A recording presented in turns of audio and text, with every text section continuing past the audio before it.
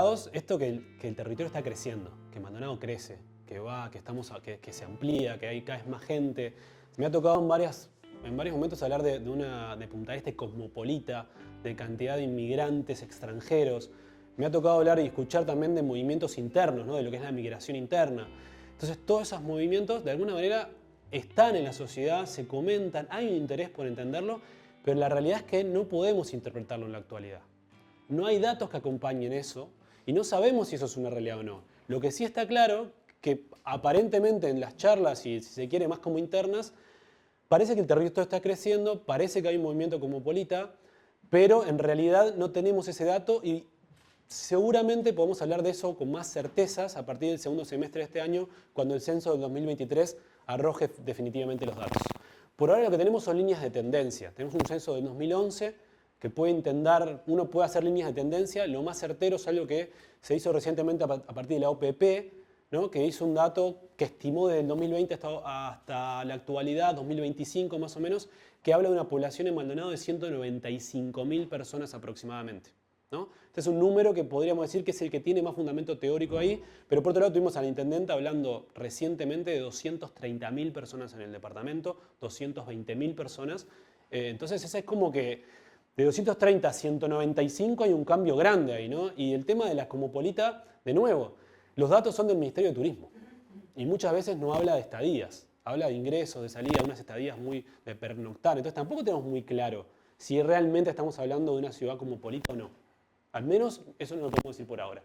Entonces, lo primero que quería como invitarlos un poco a empezar a esto, sacarles ese sesgo e intentar ver si los datos realmente comprueban este crecimiento poblacional o no.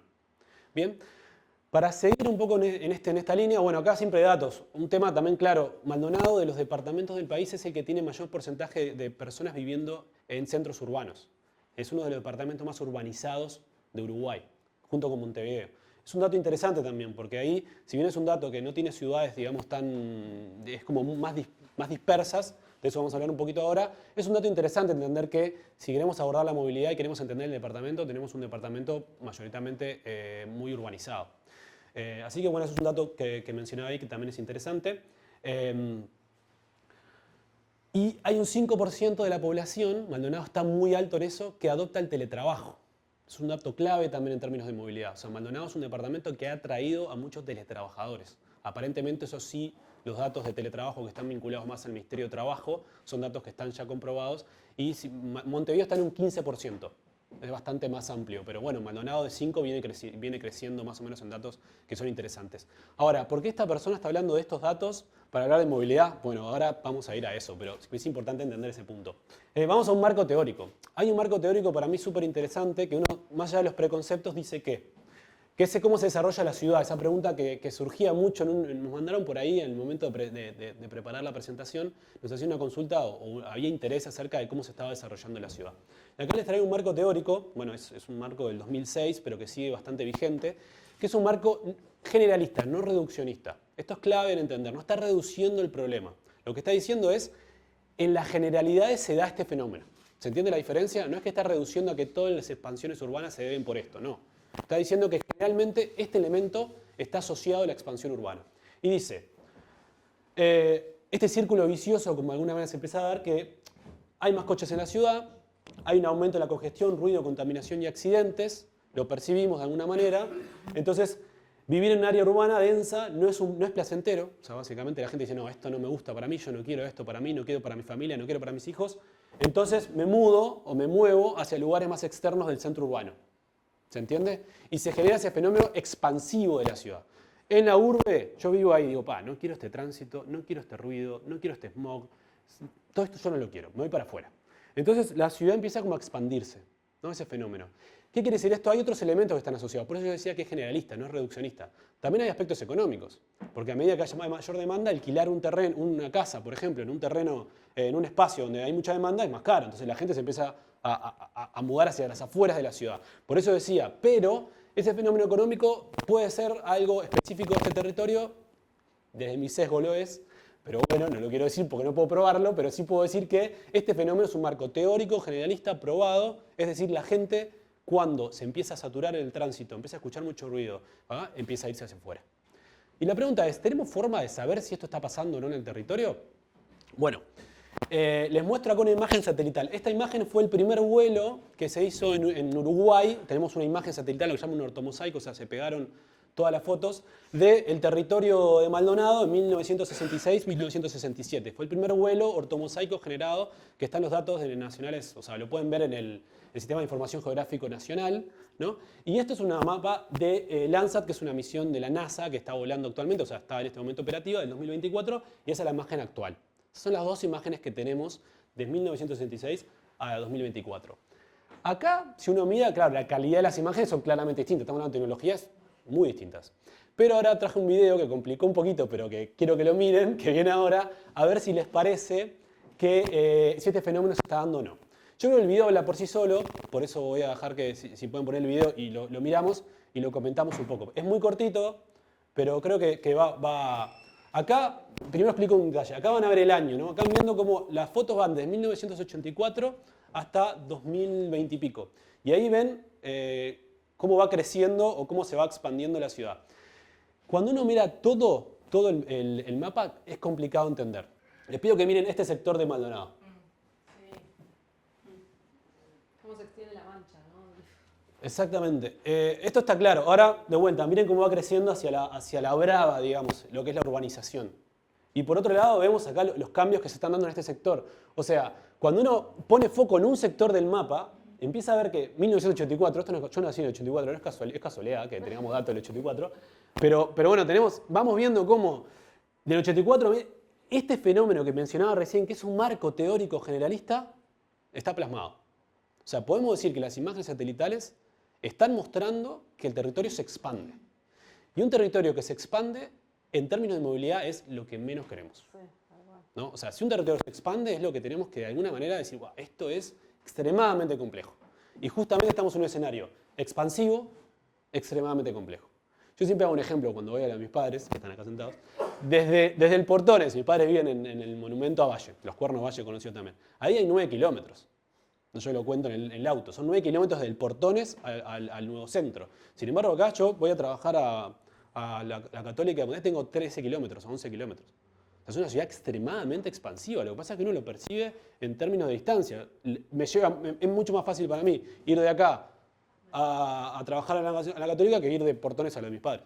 Básicamente demoro 40 minutos o 30 minutos, depende de la hora, y acá lo hago en 10, 15, 20 minutos. Entonces ese fenómeno expansivo es extremadamente complejo de analizar. Entonces, bueno, yo creo que queda claro que este fenómeno teórico generalista se aplica al territorio. El territorio se está expandiendo, eso no hay lugar a dudas. Las imágenes creo que son claras y se puede ver. Estos son de Google Earth, uno puede hacerlo en cualquier lugar y es un lindo divertimento de fin de semana. Si quieren ver cómo se expande la ciudad, lo pueden hacer en Google Earth. Viste que están, perdón que... Sí. Pero Punta del Este, San Carlos, Maldonado, que eran 3 manchas, ahora ya es toda una, ¿no? Bueno, hay como eso está interesante ver porque hay un fenómeno migratorio interno, es decir, los uruguayos se mudan, o sea, los que están en Uruguay se mudan a Maldonado, a San Carlos. Entonces la gente se pone como el foco en Punta del Este, pero Punta del Este tiene un fenómeno de atracción turística, digamos, de extranjeros o de un sector de la población que no es necesariamente la muestra general, sino porque ¿qué está sucediendo? Cuando una persona de Artigas, de Paysandú, de Salto se muda a Maldonado, generalmente se muda a San Carlos por un tema de costos. Esto es un análisis que se ha hecho ahora previamente, hay unos datos que ya están mostrando esa tendencia, o sea, la migración interna y la migración vinculada a Centroamérica y otros países, si se quiere, que en términos económicos, en economías más vulnerables, se mudan a la zona de San Carlos y su entorno, y no se mudan a Punta del Este y todo lo demás. Y la comunicación de San Carlos para ir a trabajar, por ejemplo, hay mucha gente que vive en San Carlos y quiere ir a trabajar al Macas, es prácticamente una odisea. No sé cómo hacen para que lleguen. Yo tengo casos, hablado con gente del Macas, de personas que llegan 3 horas antes al trabajo. Porque es la única forma que tienen. El único transporte público que los lleva ahí son 3 horas antes a quedarse sentado afuera esperando a poder entrar a trabajar porque no tiene otra forma de llegar, ¿no? Si no es con transporte privado.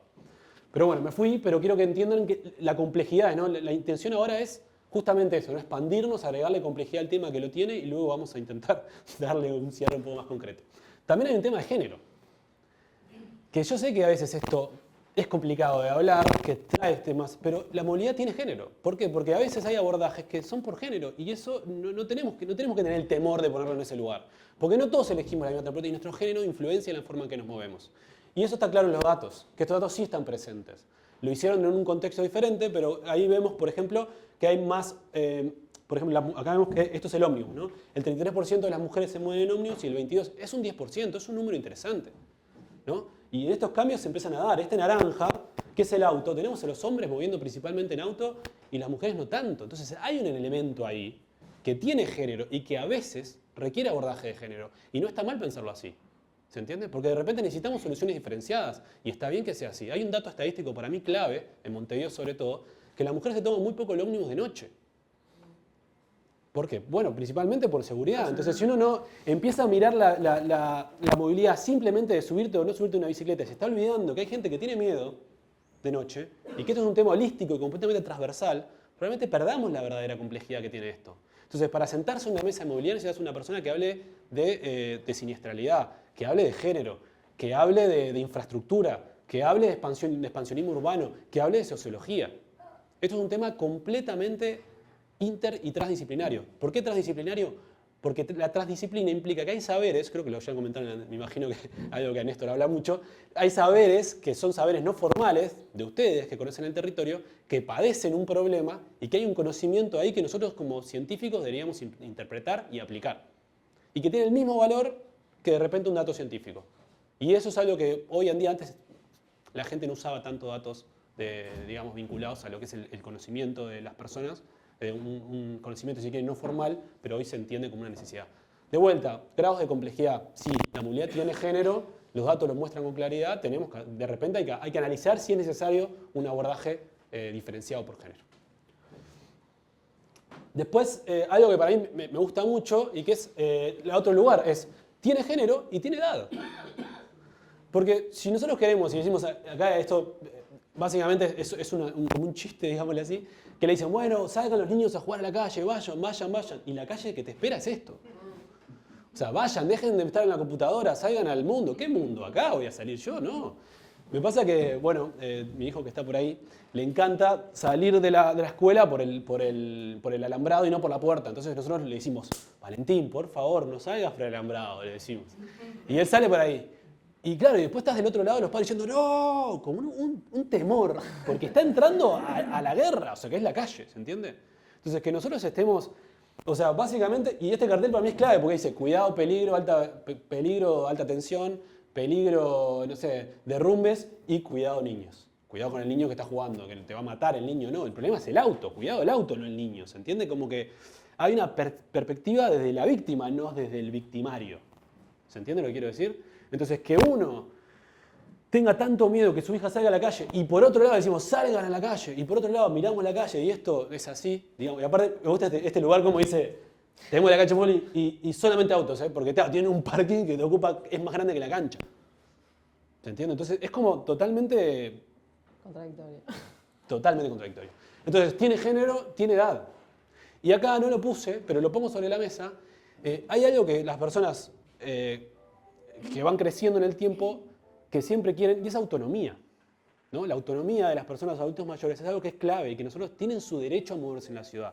Y si nosotros le damos una ciudad que ellos no tienen autonomía, estamos quitando la posibilidad de disfrutar lo que trabajaron durante mucho tiempo, se jubilan, quieren vivir la ciudad, disfrutar todo, y no pueden porque no tienen autonomía, porque ir de un lugar a otro puede ser un caos. Y una ciudad expansiva, personas con bajos recursos y bajos ingresos, por ejemplo, en términos de jubilación, implica que una persona también tiene que mudarse hacia afuera de la ciudad. Imaginemos, hay un estudio para mí que hizo la Universidad Católica recientemente que las personas en situación de vulnerabilidad llegan a viajar hasta 40 o 50 minutos para ir al pediatra. Es decir, lo que a nosotros, ¿por qué? Porque los hospitales, uno piensa en Montevideo o piensa acá, están vinculados a un centro urbano. Entonces las personas que viven en las afueras se trasladan hasta 50 minutos para ir al pediatra. Y eso automáticamente está demostrado en este mismo estudio que hace la universidad, que los padres no llevan a sus hijos al pediatra. Porque les implica prácticamente en algunos casos hasta 1 hora. Y esto pasa en situaciones de vulnerabilidad que ya es complejo de alguna manera que ellos prioricen y llevar a su hijo al pediatra y sin embargo la movilidad no se los permite.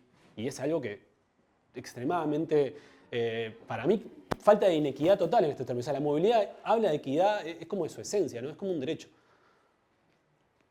Bueno, y acá hay un nuevo paradigma que es un poco lo que quiero contar. Voy a ir más rápido porque me extendí, perdonen que me extendí un poco, pero me energizo. Me energizo. Vamos al siguiente. Vamos a hablar del nuevo paradigma, que esto, justamente acá, la idea es empezar a modificar todo esto que veníamos hablando recién, ¿no? Este tema de los géneros, esas cuestiones.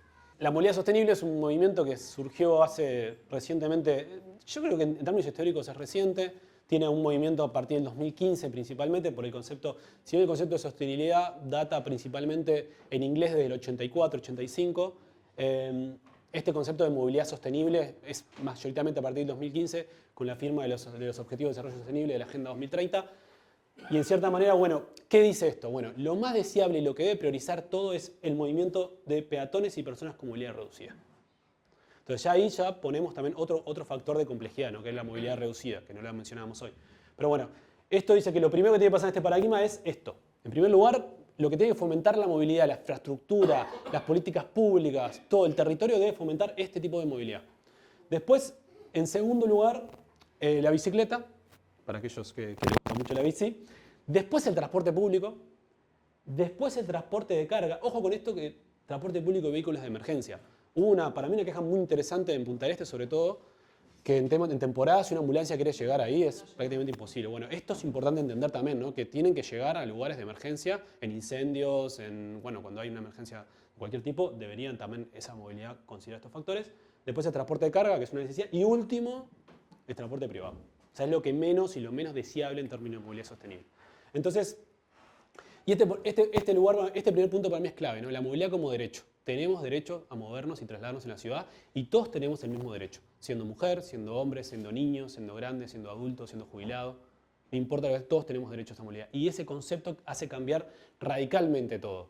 Porque hoy en día a un niño le estamos pidiendo y le estamos gritando, no corras al niño en la calle, cuando correr para el niño es su forma de conocer el mundo, digamos, básicamente. Y le estamos pidiendo no corra, no, cuidado, no. Y claro, el niño está como continuamente así, entonces ellos no tienen derecho a esa ciudad, ¿no? Y ni hablar de adultos mayores, ni hablar en todo lo demás. Entonces, bueno, hay un tema de emisiones, hoy en día, bueno, creo que no hace falta que entremos a hablar de cambio climático, pero sí es importante reducir las emisiones, creo que eso, hoy en día ya la ciencia no tiene dudas de eso, así que imagino que estaría bueno no tenerlas nosotros también. Que sea favorable, que tenga cierta accesibilidad, que sea favorable, que favorezca la economía local de alguna manera, eso también es importante. Calles con más espacio público, recordemos que el espacio es público, o sea, la calle es pública, es un espacio público. Yo podría ir y poner ahí, hay un dato que es interesante, una movilidad que se hace de una asociación civil que rentó, o sea, que pagó el alquiler ¿viste cuando pagás el auto en 18 de julio? Puso una carpa, metió un sillón y puso música, para que la gente se sentara en el sillón y escuchara música. Lo echaron. Por más que haya pagado el parking, porque eso es para autos. Es un espacio público, pero solamente para autos. O sea, si yo quiero pagar el alquiler, o sea, digo, yo voy a una cochera, me pago la cochera de la calle, no pública, donde uno paga en el 18 de julio, por ejemplo, y quiero poner ahí un sillón y sentarme a mirar los autos, no puedo. No puedo porque eso es para un auto. ¿Saben cuál es el porcentaje de uso del vehículo en términos generales? 4%. Quiere decir que los vehículos se usan el 4% del tiempo. Y pagamos parking, seguro, patente, todo eso. 4%. Quiere decir que hay una cosa que es lo más ineficiente e ineficaz del mundo, que es tener un auto. Que lo usamos el 4% del tiempo. Sin embargo, todos queremos estar acá. Porque también económicamente decís, me compré mi auto y bueno, eso también es un logro. Hay que ver temas sociales también ahí, ¿no? Bueno, priorización prometida, no quiero seguir profundizando, pero bueno, básicamente quedó claro hacia dónde se recomienda ir en estos términos. Otros modelos que ayudan acá es evitar, cambiar y mejorar, son como esas tres grandes frases. Eso es un modelo para mí súper interesante, es el que abordó el Plan MOVES, es el que está intentando aplicar el Ministerio de Transporte, pero bueno, debe ser el Ministerio de Movilidad, pero después lo hablamos. Bueno, gestionar demanda de transporte, hay que gestionar esa demanda, eso sería clave, ¿no? O sea, decir, bueno, cómo trabajar sobre la demanda. Si la gente está usando un auto, está usando una moto, algo está pasando. O sea, no es que la gente usa la moto porque no tiene nada que hacer, no, es porque hay un tema económico, hay un tema de tiempos. O sea, hay algo que está pasando ahí, gestionemos esa demanda. Si no la gestionamos, la demanda va a seguir en aumento como lo está haciendo, ¿no? El transporte público urbano, bueno, siempre es algo que se tiene que trabajar o por lo menos se tiene que de alguna manera trabajar fuerte en eso. Caminar y bicicleta sería lo mejor, bueno, reducción, emisiones, movilidad eléctrica, todo eso son cuestiones que hay que trabajar y que se tiene que de alguna manera fortalecer en términos de marcos, digamos. Para cerrar, estamos en la moda del ChatGPT, ¿no? Entonces le pregunté al ChatGPT, que ya que todos le preguntan cosas y él responde, le pregunté, bueno, hablemos de movilidad. Entonces le pregunto las recomendaciones de movilidad. El ChatGPT, obviamente, ¿qué va a hacer? Me recomienda al pobre niño que tiene que hacer todo él, básicamente. Mirar para los costados, ponerse un chaleco. O sea, nunca te va a decir, o sea, nunca le va a decir al ChatGPT, che, conductor, tenga cuidado, es una zona escolar, vaya despacio. El ChatGPT le pide al niño que haga todo, básicamente. No, o sea, como esa perspectiva desde la típica es como que es tu culpa, niño, deja de correr para todos lados y deja de ser niño y ser adulto y es hora de que te pongas todas estas cuestiones para que la cuestión pase. Entonces acá, este cambio en Holanda hicieron este trabajo, que fue al revés, ¿no? Como sacar a la víctima del medio y poner y atender la causa. ¿Cuál sería la causa? Y mirá, che, auto, mirá que va, anda 30, hay una escuela, pero el conductor le está hablando, no le está hablando al niño, che, anda despacio, que pará y mirá para los lados. Aparte dice, una recomendación de ChatGPT es, mirá a la derecha, a la izquierda y volvé a mirar a la derecha y cruzá. El niño, imagínate cómo va a estar, ¿no? Como que acá está bueno porque dice al conductor, mirá vos la vereda, o sea, le está invitando al chofer a que haga el trabajo que tiene que hacer, no al niño, ¿no? Y bueno, ese sería como el abordaje que se recomienda. Esto parece como una locura, pero en realidad, otra cosa, hacete ver vos, en realidad poner al niño un chaleco reflectivo, que parezca un arbolito navideño, vaya caminando por la calle para que todo el mundo lo vea, y en realidad decir, no, mirá, este ámbito, la ruta dice 45, si es a 70, no está bueno. Si hay un niño en el costado caminando, frená porque puede ir, o de típica, atrás de la pelota va un niño. Bueno, yo qué sé, o sea, creo que esa cuestión de cambiar el foco es una de las claves en la movilidad sostenible. Invita como a este lugar, ¿no? Como a poner a nuestra responsabilidad como choferes, que somos los que realmente podemos tener responsabilidad sobre estas cosas. Pero bueno, justamente la Unión Vecinal acá nos invita a poner esto sobre la mesa y que claramente cuando uno lo pone en palabras, si bien acá no estamos haciendo ciencia compleja, no es física cuántica, es, che, mirá que el niño quiere salir a caminar a la calle, nada más. Es como repensar, ¿no? Pero lo que sí implica, y creo que lo dice el término, es un cambio de paradigma. Estamos acostumbrados a pensar de una manera completamente autocentrista y bueno, ahora necesitamos pensar distinto. Y para pensar distinto tenemos que salir de todos nuestros sesgos personales, que son muchísimos, y que bueno, ojalá que a poquito y con este tipo de movimientos empezamos a salir.